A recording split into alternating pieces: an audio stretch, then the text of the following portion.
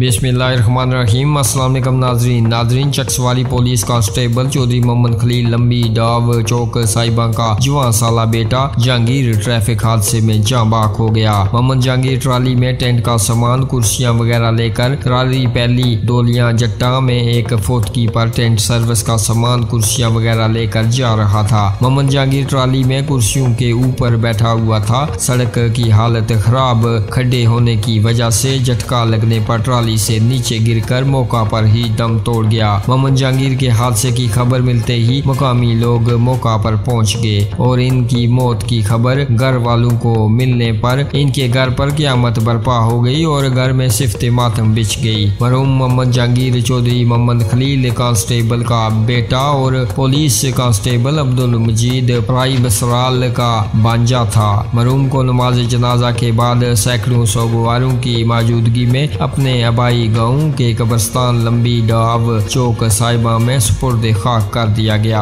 आप भी अपनी राय का इजहार नीचे कमेंट बॉक्स में जरूर कीजिएगा इस खबर के बारे में और मरने वाले के लिए दुआएं माफरत कीजिएगा। अपना और अपने आसपास का ढेर सा ख्याल रखें, हमें अपनी दुआओं में याद रखें। मिलेंगे जल्दी आपसे अगली वीडियो में, तब तक के लिए अल्लाह हाफिज।